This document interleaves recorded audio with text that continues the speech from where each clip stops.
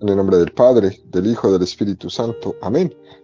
Ven, Espíritu Santo, y llena los corazones de tus fieles, y enciende en ellos el fuego de tu amor.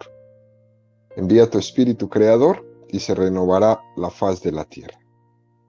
Estamos estudiando el Catecismo de la Iglesia Católica, en su primera parte, la profesión de la fe. La primera sesión, creo, creemos. Segundo capítulo, Dios al encuentro del hombre. Específicamente en el artículo 3, el tema de la Sagrada Escritura, ¿no? En este artículo 3, el Catecismo va a dedicar 33 números a desarrollar el tema, y en el segundo apartado dedicará 6 números, del número 109 al 114, al tema que tiene como título El Espíritu Santo, intérprete de la Sagrada Escritura.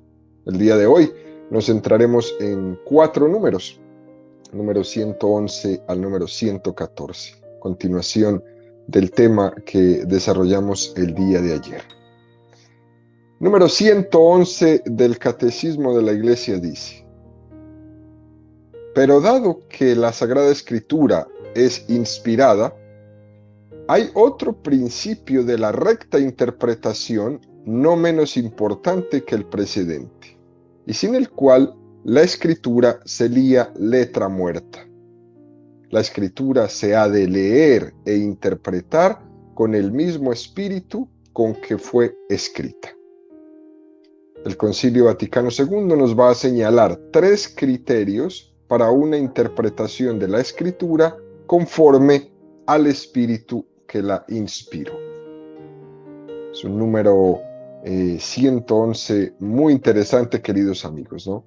Después de que los puntos anteriores nos han ido diciendo que el autor principal de la Sagrada Escritura es el Espíritu Santo, que es quien la ha inspirado a través de los autores sagrados. Esto que nos ha dicho y que hemos venido diciendo todo el tiempo, que los autores sagrados tenían también sus estilos, sus condicionamientos culturales, sus géneros literarios, ¿no? En la manera de expresar las cosas. Pero en medio de esas mediaciones, el Espíritu Santo es el autor, ¿no? El autor de la Sagrada Escritura. Y que se da, pues, un paso más, ¿no? ¿Cómo decimos que es inspirada? Es inspirada en cuanto que el Espíritu Santo ha garantizado que los contenidos de esa escritura están sostenidos por su acción. No en el sentido de que el Espíritu Santo haya utilizado al autor de una manera mecánica, no, esto lo explicamos ayer. Como si el Espíritu Santo hubiera hecho un dictado al autor, no. Como explicamos el día de ayer, el autor tiene su propio estilo, que no queda anulado por la acción del Espíritu Santo, pero sí la acción del Espíritu Santo preserva del error y nos garantiza que sea una palabra en la que la revelación de Dios queda expresada. Ese es el sentido por el cual le llamamos palabra inspirada, ¿no? Y aquí el catecismo pues nos da una afirmación que es muy importante, ¿no? Que la acción del Espíritu Santo no se limita a ese proceso de poner por escrito la palabra de Dios con fiabilidad, de manera que se comprometa a que esa palabra sea verdadera, sea fiel, no contenga error. El Espíritu Santo se compromete a esto. El Espíritu Santo, además de intervenir en esa acción de inspirar la palabra, también quiere intervenir, si no se lo impedimos nosotros, ¿no?, a la lectura y a la recepción, a la buena acogida de esa palabra de Dios. Fijémonos cómo el catecismo lo dice, ¿no? La escritura se ha de leer e interpretar con el mismo espíritu con el que fue escrita. Esto realmente pues es precioso, ¿no? Si fue inspirada la escritura por el Espíritu Santo para escribirse, también tenemos que ser nosotros inspirados para leerla. Es verdad, que no es el mismo sentido. Es verdad que el autor sagrado ha tenido una inspiración mucho más especial, que también le ha garantizado estar preservado de cometer errores.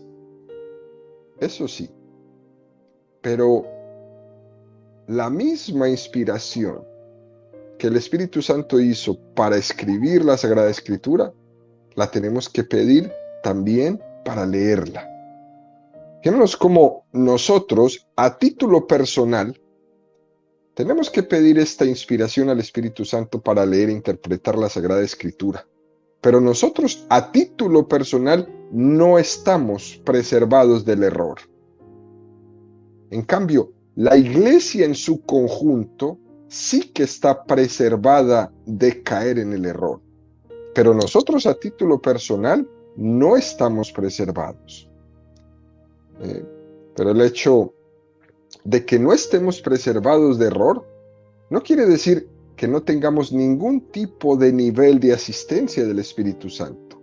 Sí lo tenemos y debemos invocarlo para no confundir lo que es la inspiración de Dios con lo que son mis ideologías personales o mis sensibilidades personales. Es muy fácil que confundamos inspiración de Dios con mis ocurrencias personales. Incluso tenemos el riesgo de bautizar nuestras ocurrencias personales con que Dios me ha inspirado. Y eso siempre será un peligro. Es un peligro que alguien recurra a la palabra de Dios para justificar sus ocurrencias, sus ideologías. Y voy a buscar un texto de la palabra de Dios en el que me sienta respaldado por esto que estoy diciendo. Peligro total. Y debemos caminar siempre abiertos a la instrucción y a la indicación que la Iglesia nos va dando, para que bajo esa excusa del nombre de inspiración no estemos haciendo de la Sagrada Escritura lo que no es ella en realidad. Al margen de los peligros que existen, ¿no? Aquí la afirmación que hace el catecismo es muy importante. La Escritura necesita del Espíritu Santo no solo para ser escrita, sino también para ser leída. Por ejemplo, puede ser que hayan personas que tengan un conocimiento muy elevado, muy exacto de las cuestiones de la Sagrada Escritura. Podrían ser unos eruditos, pero les falta el Espíritu Santo para interpretarla bien. Una persona que le falta fe, aunque técnicamente tenga un conocimiento muy exacto de los versículos, de los paralelismos de la Escritura y todas estas cosas por el estilo, no puede interpretar bien la Sagrada Escritura porque no tiene fe. Otro ejemplo, ¿no? Imaginémonos a alguien que sí tiene fe, pero tiene el peligro de querer interpretar la Sagrada Escritura desde un principio de fe, pero ese principio de fe es individual, es su propia interpretación, no en la comunión de la familia de la Iglesia. Y entonces tampoco puede interpretar bien la Sagrada Escritura porque está demasiado aislado, porque quiere hacer su propia interpretación. De esos estamos llenos hoy día. Otro ejemplo, ¿no? Un experto en la escritura, ¿no? Un escriturista que tiene una buena preparación intelectual, que sabe griego, que sabe arameo, que sabe latín, tiene fe, además tiene una apertura al magisterio de la Iglesia, pero no tiene santidad de vida suficiente.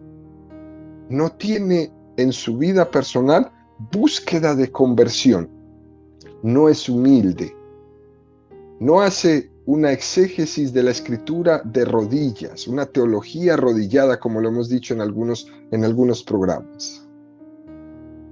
Fijémonos cómo antes del siglo XI, cuando surgieron en la historia todos estos famosos pensadores a los que se llamaron nominalistas, los estudios de la Sagrada Escritura todos estos hombres que se dedicaban al estudio de la Sagrada Escritura, todos eran santos. Pero luego vinieron todas estas corrientes que empezaron a abundar en el mundo y empezaron a salir muchos eruditos, muchos profesionales, muchos teólogos, muchos escrituristas, que lejos de acompañar sus estudios con una vida santa, se dedicaron más bien muchos de ellos a buscar su propia fama y a inventar cosas y temas demasiado banales para ver si podían descubrir algo nuevo y poner un sello a su nombre por toda la historia porque descubrieron algo nuevo, ¿no? En todas esas conversaciones así, un poco banales, se iban y se dejaban lo esencial y se iban a cosas pues demasiado periféricas, como por ejemplo discusiones que se hacían sobre si los ángeles eran hombres o mujeres, ¿no? ¿Cuál es el sexo de los ángeles? ¿No? Dios es hombre o mujer, y se dedicaban tiempo y tiempo a estas cosas. Entonces, por falta de santidad, tampoco pueden interpretar bien la Sagrada Escritura. Por eso el Papa Benedicto XVI pues hacía como una conclusión magnífica de quiénes eran los mejores intérpretes de la Sagrada Escritura, y decía Benedicto XVI, son los santos, que a lo mejor no saben las lenguas semitas, no saben griego, no saben arameo, a lo mejor no saben latín, que a lo mejor no fueran grandes pensadores ni fueron a las mejores universidades del mundo, pero por su santidad son los mejores intérpretes de la Sagrada Escritura. Por lo tanto, debemos estar conscientes, queridos amigos, de que la Escritura necesita del Espíritu Santo, no solo para ser escrita, sino para también ser leída. Y debemos nosotros estar abiertos al Espíritu Santo para leer la Sagrada Escritura. Ser familiares con el Espíritu Santo para entender la Sagrada Escritura. Pedirle la docilidad necesaria al Espíritu Santo para interpretar la Sagrada Escritura. Y termina este número 111 del Catecismo diciendo que el Concilio Vaticano II señala 3 criterios para la interpretación de la Escritura conforme al Espíritu que la inspiró. Muy, muy hermoso. Hemos dicho que tenemos que pedir el don del Espíritu Santo para interpretar bien la palabra de Dios, que es el mismo Espíritu que la inspiró. Y estos 3 criterios que vamos a estudiar en este momento son para lograr ser dóciles a su acción. Primer criterio, número 112 del Catecismo dice: ver la Escritura desde Cristo resucitado. Ese es el primer criterio para la interpretación correcta de la Sagrada Escritura. Ver la Escritura desde Cristo resucitado. Prestar una gran atención al contenido y a la unidad de toda la Escritura. Dice el Catecismo, ¿no? En efecto, por muy diferentes que sean los libros que la componen, la Escritura es en razón de la unidad del designio de Dios, del Cristo Jesús, es el centro y el corazón abierto desde su Pascua. Es decir, que es muy importante interpretar la Sagrada Escritura no como un cúmulo de citas, como si la Sagrada Escritura fuera un vademecum de citas bíblicas, ¿no? La Biblia no es un libro de frases célebres o de pensamientos bonitos, como este modernismo la ha casi catalogado, ¿no? Quieren una frase bonita, van a la Biblia. La Biblia no es un conjunto de pensamientos bonitos, no, sino que toda ella tiene una unidad, porque el Espíritu Santo está habitando todo en ella. Y no puedo llegar yo a tomar como un vademecum de citas que me convengan, que puedo utilizar y que puedo manipular, y yo ahora haga un discurso en el que mi espíritu personal sea el que se exprese. Tenemos que descubrir, queridos amigos, ¿no? ¿Cuál es el hilo conductor de la Sagrada Escritura? ¿Cuál es la unidad interna de la Sagrada Escritura que el propio Espíritu Santo ha sido el que ha trazado? Y alguno se preguntará, bueno, pero ¿y cómo se hace esto? ¿Cuál es el hilo conductor? Por ejemplo, un hilo conductor puede ser la liturgia. La liturgia nos da ese hilo conductor. Por ejemplo, cuando toma un texto del Antiguo Testamento y lo va llevando hacia el Nuevo Testamento. En la liturgia de la Iglesia, siempre en la primera parte de la Eucaristía, cuando hacemos la liturgia de la palabra, la liturgia nos va llevando del Antiguo Testamento al Nuevo Testamento en ese hilo conductor durante todo el año litúrgico.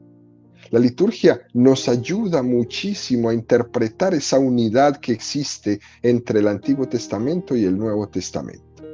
También nos puede ayudar, ¿no?, la lectura que han hecho los santos padres, que han hecho los santos, las cuales interpretaciones que ha hecho el magisterio de los textos bíblicos. Todo eso nos ayuda a ver la unidad. Lo importante es darnos cuenta que el corazón de esa Sagrada Escritura es el corazón de Cristo, es Cristo mismo. Por eso desde Jesucristo interpretamos todo. Y aquí nos ofrece el Catecismo el pasaje de los discípulos de Emaús, Lucas 24, 25, 27. Entonces él les dijo: ¿qué necios y torpes sois para creer lo que dijeron los profetas?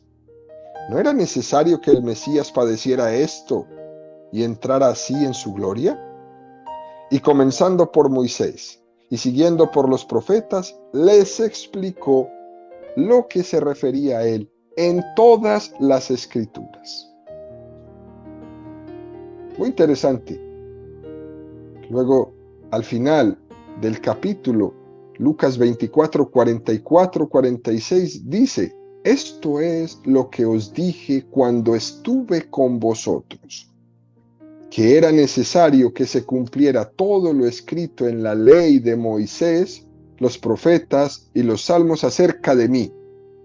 Entonces les abrió el entendimiento para comprender las Escrituras y les dijo: así está escrito, el Mesías padecerá y resucitará de entre los muertos al tercer día, y en su nombre se proclamará la conversión para el perdón de los pecados a todos los pueblos.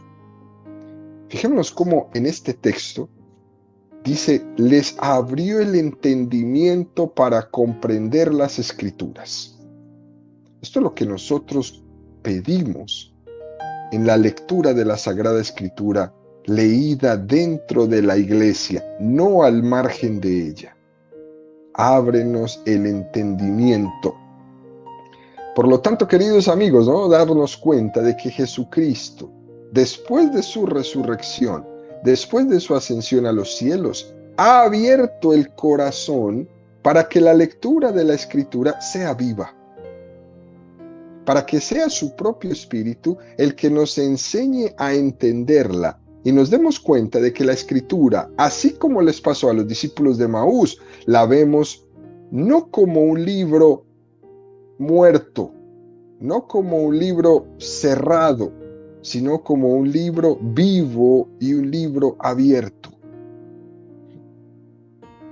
Y continúa este numerito 112 del Catecismo, ¿no?, diciendo un texto que tiene que ver con el corazón.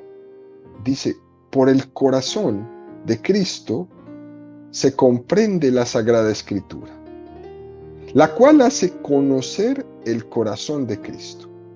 Este corazón estaba cerrado antes de la pasión porque la Escritura era oscura.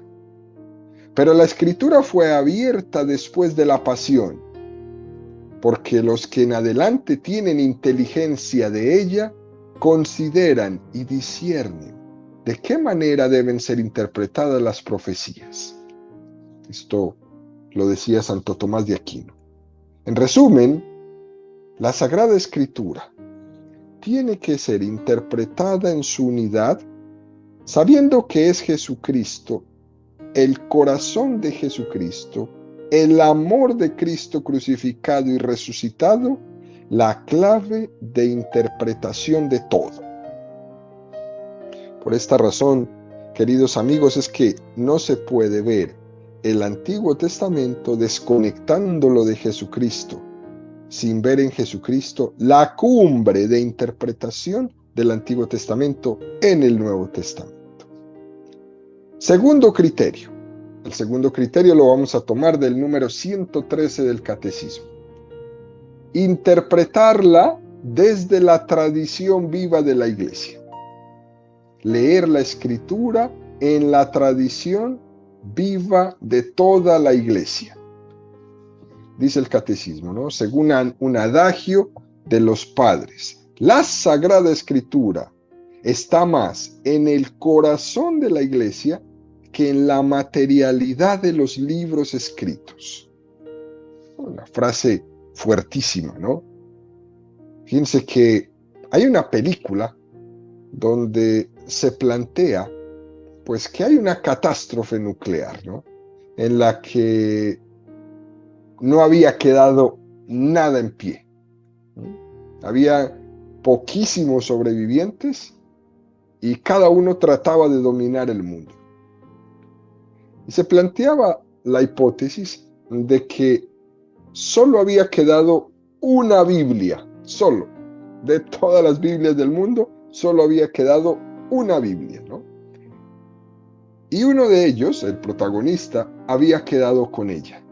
Y todos iban a quitársela, porque el que tuviera esa Biblia iba a dominar el mundo. Entonces la película es Todos tras él. Pero fíjense bien, queridos amigos, ¿no? Aunque esto pasara, una hipótesis muy rara, y no quedara sino una sola Biblia o ninguna, lo interesante para los católicos es que aunque no hubiera una sola Biblia escrita, la Biblia quedaría viva en la vida de la Iglesia. La Biblia quedaría viva en la tradición de la Iglesia.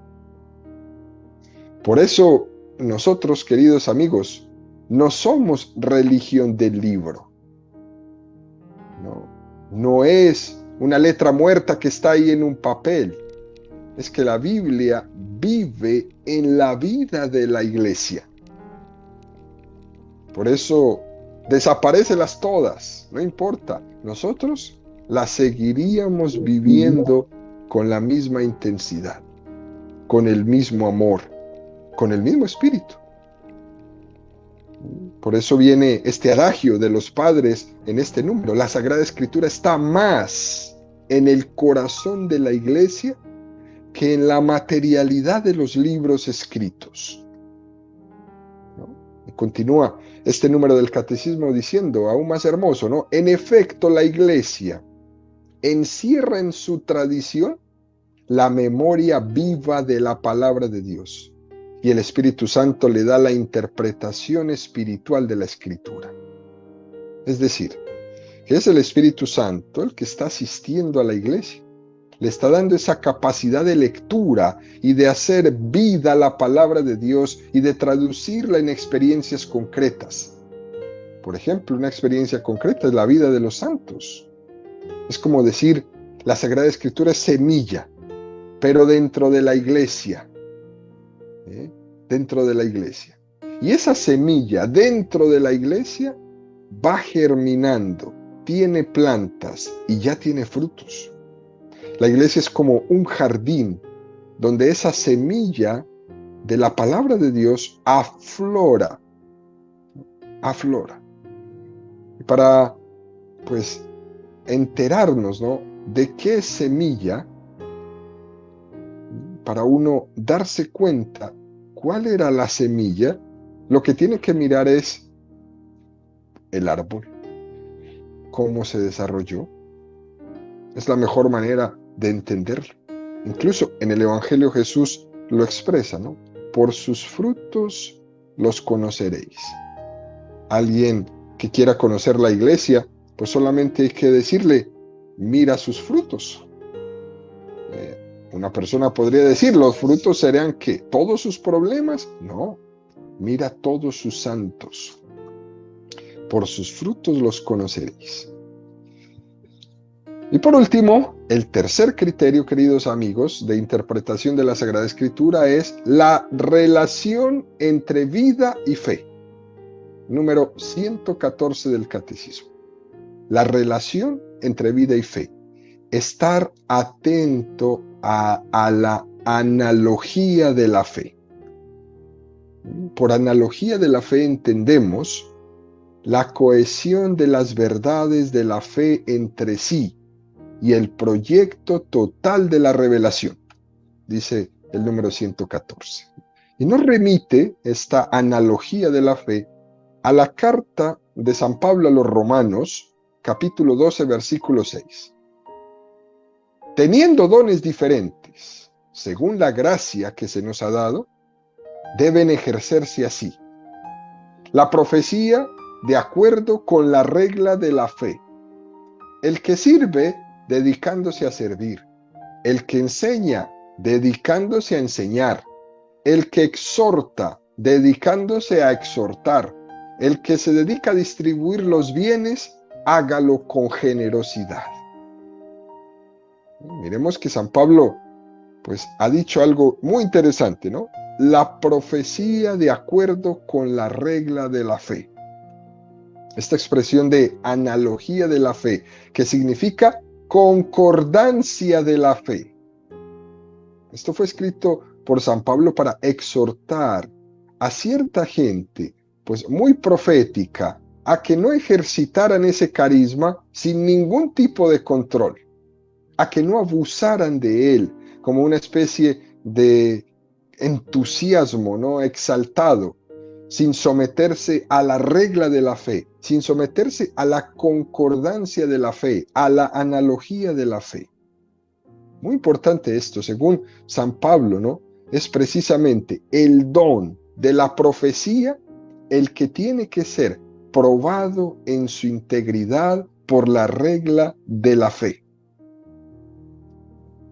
También se entiende este término de analogía de la fe en esa relación entre el Antiguo y el Nuevo Testamento. Es decir, ¿no? Que tiene que haber como esa concordancia entre promesa y cumplimiento. También existe otra forma de entender esto de analogía de la fe, ¿no? Que es la concordancia entre nuestra experiencia humana y la experiencia espiritual.